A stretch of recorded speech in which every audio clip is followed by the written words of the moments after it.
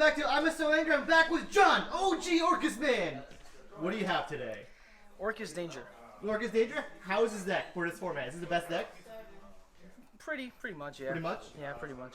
Everybody's playing it. I tried different variants. I tried the Trickstar one. It was okay, but it lost a lot to goals in match and rivalry. So I was like, I want something that won't really lose to floodgates that much. So I think the danger version is the best version. The best version? Yeah. And what is your best matchup and what's your worst matchup? The best matchup, I would say, is probably Thunder Dragons. Okay.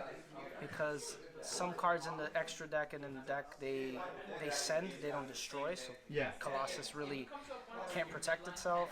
The worst matchup, I would say, is, to be honest, I feel like it's Mystic Mind, to be honest. Mystic Mind? That's every deck's worst matchup. Oh, man, it's just that feel spell. I don't know why it's still in the game, but... Okay, awesome. Let's get into the profile. So for the one-ofs, I play one Phantom Sky Blaster. Okay. Even though he's... Is it worth playing on one? Yeah, I mean, you can still do stuff to make your plays. I mean, even if he's at one, he's still good enough to make a token. You do Link Spider, you send this and Link Spider to get Cerberus to Mermaid, and then you continue your regular Orcust plays. So I feel like he's really good at one. Okay. We have Dolphin, but obviously if Dolphin's in here, that means that Neospace Connector's in here. But Neospatian Aqua Dolphin is really good because a lot of cards in this deck need to be in the graveyard, and they also resolve when they hit graveyard. Like the Dangers, the Orcust need to be engraved, Phantom Knights need to be engraved, so it kind of balances that out. And also, if you hit a hand trap, then you hit a hand trap. Why not, right? So, I play one of the level 1 Orcust tuner. I like him because he lets me special from the hand. So if something would happen where I have an Orcust in my hand and I don't know what, and he's in the graveyard, he literally helps me to continue my play and doesn't halt me. So also, you can also do a synchro play with him and Orcust Nightmare. Okay. You can synchro for Boral Little Savage Dragon. So, ooh, Savage Dragon. Then you got my own little tech, Formid Skipper. What? What is this? He came in the Sounding Restructure deck. Okay. There's a common in there. What he does, what I like about him is not the second effect. Second effect is to search for a Cyberse monster. You don't care about that effect. The first effect is what you care about. He can change his name, type, and attribute to a card you reveal in the extra deck. So if I normal summon him, I can make him Nightmare Cerberus. And then you can make Cerberus, you can link him off as Cerberus to make Mermaid. So you don't have to do the extra, I need another monster to make Cerberus. It's just one card. One card. Yeah. We have the one wand because you kind of do need it in the deck. I don't know. And the last one we play is Phantom Knight's Ancient Cloak. Ancient Cloak. Just one, just because he searches for the Phantom Knight's Fog Blade. Yep. And boots too. Yeah. We play 2 boots. Okay. You like 2 boots? Yeah, I think 2 and 1 is the best ratio. Okay. I don't like the 2 and 2 or the 1 and 1 because you can do extra plays if you have 1 in hand and 1 engraved. I would say the MVP of the deck because without her, this deck wouldn't even be the deck. Like literally, her and Dingrisu are the reason why the deck even flows so smoothly. Because you can do so many plays during damage step, during battle phase. You can banish her to send a card to continue your plays. There's a lot of stuff that she can do. Why is this common? I don't know. The next one is the Orcust Symbol Skeleton. Skeleton. He is the Monster Reborn of the deck. Most people play 1. I don't like 1 because I feel like during a match I'm gonna have to use the second one. If I'm facing a good player, they're gonna try to call by the grave 1, and then later on, if I don't have, and all I had was 1, I lose because you need this to revive Dingrisu. Dingrisu is part of the whole combo. Without him, it won't work. Not at all.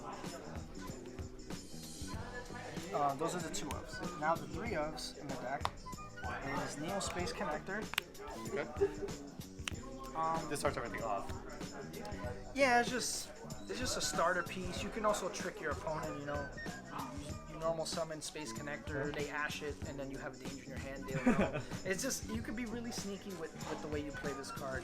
Then we have the best Orcust set 3, is Harp Horror. Harp Horror.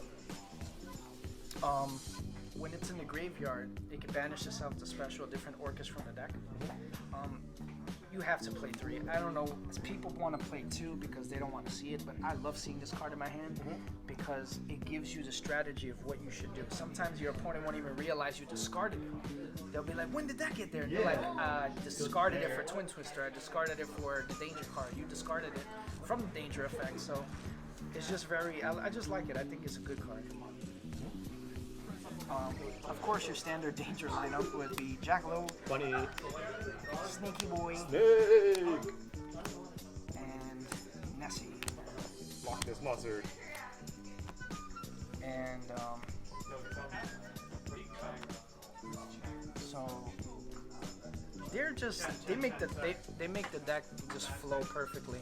Literally, like without them, I feel like if Konami hit them to 1, I still play them at 1 each. It doesn't bother me. But it gives me more space for other stuff. The extender and draw power. Yeah. Now we'll go to the spells. The spells, I don't play that many. A lot of people are shocked that I don't, but the first one is Orchestrated Babel. Without this card, I feel like the Orcust deck wouldn't be valuable because this field spell literally helps them. Like, so when this is active, it makes all Orcust monsters on the field, all their effects become quick effects, which means you can do them during your opponent's turn. And sometimes for the combos in the deck, you actually need this on the field to play during your opponent's turn to mess them up or mess up their plays or disrupt their plays. Yep. So I feel like 1 is fine. Monster Reborn, because it's Monster Reborn. Rhoda, because we play Connector and we play Phantom Knights, so you can use it for both. Foolish Burial, in case you don't draw the Orcust monster, or you need another Orcust in the grave, or you need a Phantom Knight in the grave.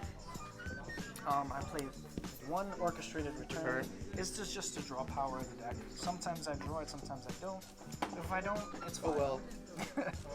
And Call by the Grave, because Recall by the Graves. because you have to literally combo. You have to make sure your combos go through smoothly. Yeah. And hand traps are a pain in the ass. Exactly. You got Mermaid to go off. Yeah, you need Mermaid. That's the main thing I use it for. I only use it to protect Mermaid at all costs, because without Mermaid you can't do your plays. So you have to literally have to protect it with everything you got. So. Okay. So those are the spells. Now the traps, I only play 5. Okay. I play 3 Fog Blades. A lot of people usually play 2 Fog Blades and 1 Brigadine. I don't like Brigadine because I don't want to have to add Danger Mothman to do the Time Thief Redoer play. Yeah. I feel like it's too much. I feel like I'm overextending. I'd rather just keep the negating and just negate my opponent so they don't disrupt me. Make it simplified. Yeah. Okay. And I play 2 of these, Orchestrated Crescendo. A lot of people play 1.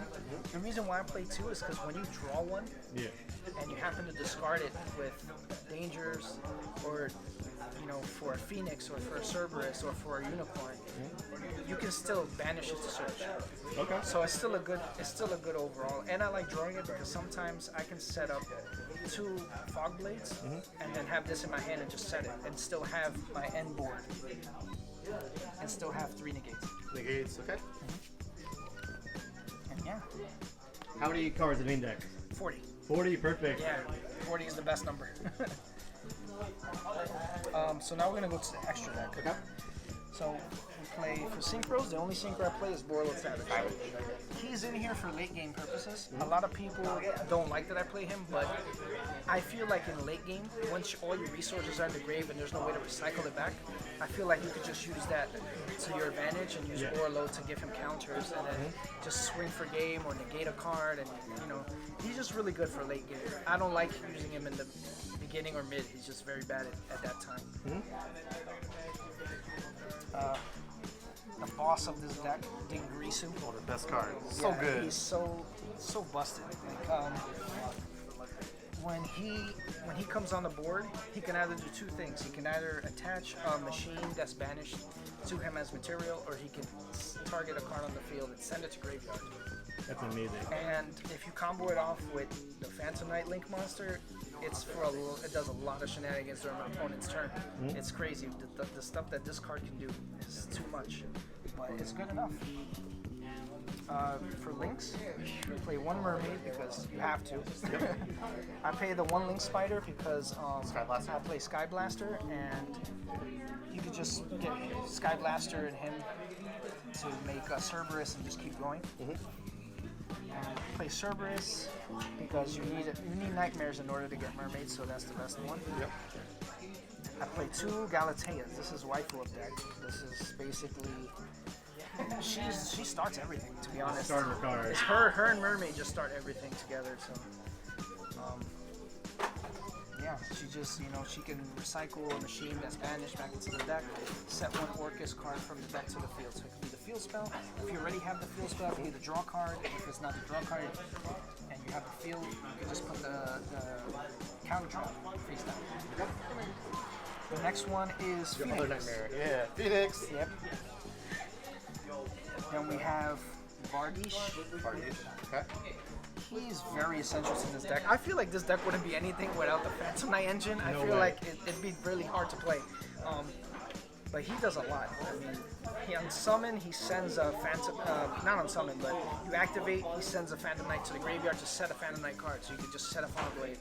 And then whatever you send, you banish that, you add another Fawn Blade. And he basically sets up for the whole negation of the board.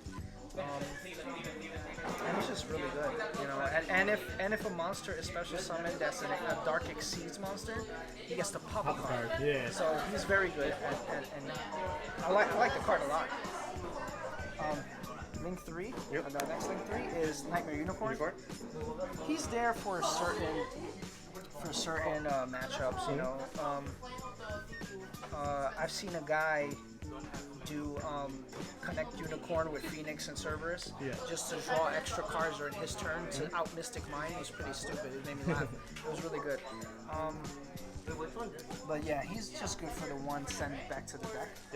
Longrisu, you have to play one. You have to at least have one because you can end the board with him pointing at one of the Link's extra monster zones.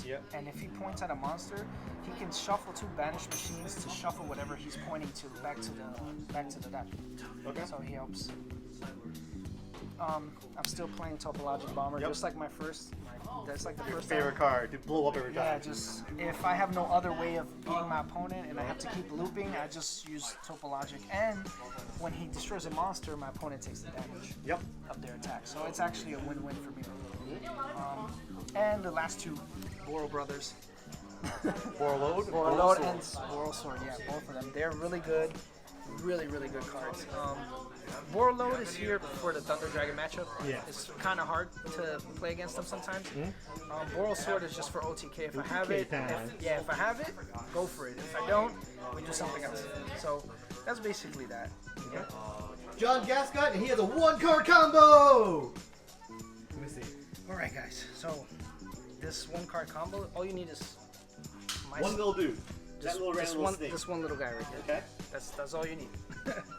Okay, so what you're gonna do is you're gonna first normal summon Four-Mid Skipper. His effect is I can reveal 1 card in my extra deck. He becomes the same name, type, and attribute. Okay. So you reveal Cerberus. Cerberus. Okay. So now he's Nightmare Cerberus now. He's not Four-Mid Skipper. You send him to the graveyard to make Mermaid. Because he's Cerberus, right? Yes. Okay. Make Mermaid. Now Mermaid comes out. You can pitch that random ass card. Yeah, pitch the random card. Monster report. Pitch the random card. Then you special the Orcust Nightmare. Okay. Now you're gonna link these 2 off for Galatea. You're going to then banish the Orcust Nightmare Okay. to send Harpour to grave. Okay. Then you're going to banish Harpour to special the symbols. Okay. Skeleton Man. Then you can put the Orcust Nightmare back in the deck. From her effect? Yes. Okay. To set the Babel. Of course, you can activate it whenever you want. Okay. Babble. Then you're going to link these two. Okay. The 2 darks. For Bardiche. Bardiche effect. Send a Phantom Knight card to the graveyard. You send Cloak. Okay. Cloak, then you banish Cloak. Wait. Before you also set a... Oh yeah. Oh yeah, it's just true. add a card. Sorry. Okay. You set the Fog Blade first.